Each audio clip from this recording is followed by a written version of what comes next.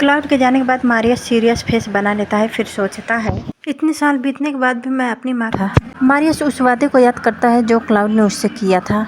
Cloud ने उससे वादा किया था कि वो उसे तब तक टेम्पररी मार्क करेगा जब तक उसे उसकी ज़रूरत होगी।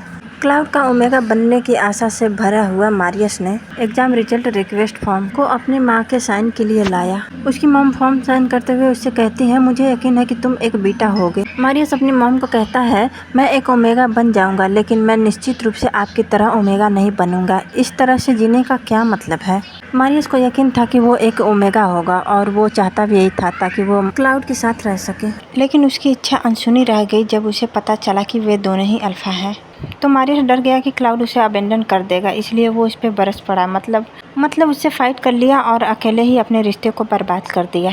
उसने उससे कहा कि तुम मुझे मार्क करने के खिलाफ थे, तुम्हारे लिए ये जताना मुश्किल रहा होगा कि तुम्हें मेरी परवाह है। ये वही दिन है जिस दिन क्लाउड फेरोमोन्स की वजह से बेहोश हो गया था और उसे हॉस्पिटल में एडमिट करना पड़ा। उसके सारे दोस्त उससे मिलने आए थे, लेकिन मारियस उससे मिलने नहीं आया। उन दोनों के अलग होने के बाद मारियस घर लौटा तो उसे अपनी मॉम की डेड बॉडी मिली। अभी ये नहीं बताया गया कि उसकी मॉम की डेथ कैसे हुई। अपनी मॉम की बॉडी देखकर मारियस हैरान था। उसे कुछ समझ नहीं आ रहा था। उसे याद नहीं आ रहा था कि उसने वह दिन कैसे गुजारा। अपनी मॉम के डेथ के बारे में जानने के बाद ही उसके फादर, जो लंबे समय से गायब थे, वो अचानक प्रकट हो गए। उसके फादर डॉक्टर से कुछ पूछते हैं तो डॉक्टर सिर हिलाकर ना में जवाब देता है। फिर वो मारियस के पास जाते हैं और उससे कहते हैं कि तो तुम एक अल्फा हो, यह इंटरेस्टिंग है, चलो मेरे साथ आओ। उस दिन के बाद मारियस को सोने में प्रॉब्लम होने लगी। उसे स्लीप डिसऑर्डर होने लगा। सपने में उसकी माँ उससे पूछती रहती थी कि इस तरह से जीने का क्या मतलब है। इनफैक्ट मारियस जानता था कि उसकी माँ उसे परेशान नहीं कर रही थी।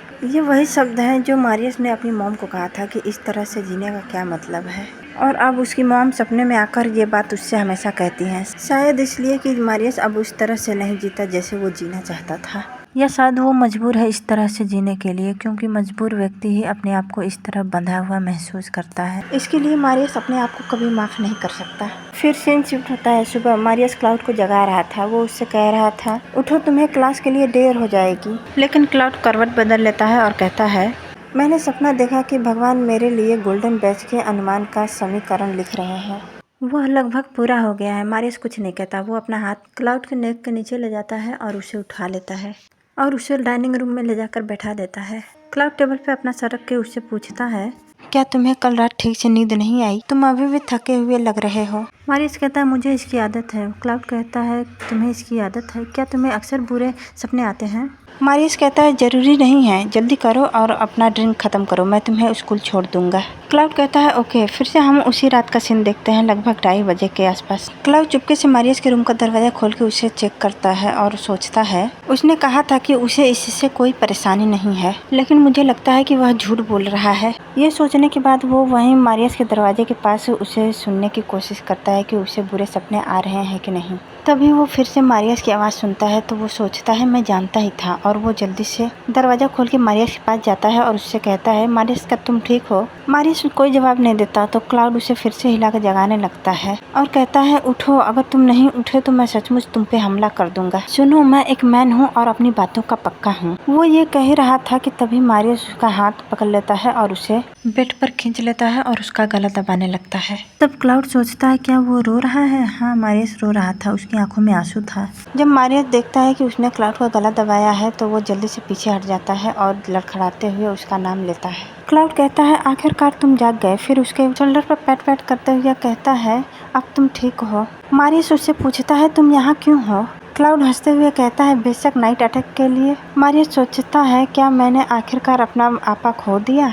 तभी क्लाउड सीरियस होकर उससे कहता है, मुझे पता था कि तुम मुझसे झूठ बोल रहे हो, यह कोई नॉर्मल नाइटमेयर तो नहीं है ना? मारियस कहता है, वेल, मुझे लगता है नहीं। क्लाउड पूछता है, तो फिर क्या हुआ? क्या तुम बीमार हो? मारियस कहता है, यह कुछ भी नहीं है। तो क्लाउड सोचता है, क्या वो मुझे नहीं बताएगा? ये सोचने के बाद वो मारियस से कहता है, मारियस, चलो एक सौदा करते हैं। मारियस कहता है, क्या? तो क्लाउड उसके पास आता है और कहता है, अगर तुम मुझे सच बताओगे तो मैं तुम्हें एक किस दूंगा। मारियस तुरंत बेड पर लेट जाता है और पूरा जोर लगाकर सोचने लगता है। तो क्लाउड कहता है, क्या यह कहना इतना कठिन है? मारियस कहता है, नहीं, मैं बस अपनी मानसिक स्थिति के बारे में वरीड हूँ। सपने इतने वास्तविक कैसे लग सकते हैं? मतलब क्लाउड ने अभी अभी उससे कहा ना कि वो उसे किस देगा, उसी बारे में वो कह रहा है कि सपने इतने वास्तविक कैसे लग सकते हैं। क्या मेरा दिमाग खराब है? ये सुनकर क्लाउड हंसने लगता है और कहता है तुम सपना नहीं देख रहे हो तो जल्दी करो और इसी से बाहर निकल जाओ। मारियस उसे बताता है क्या तुमने स्लीप डिसऑर्डर के बारे में सुना है? परंपरागत रूप से वे कहते हैं कि यह एक सोते हुए व्यक्ति पर लेटा हुआ भूत है।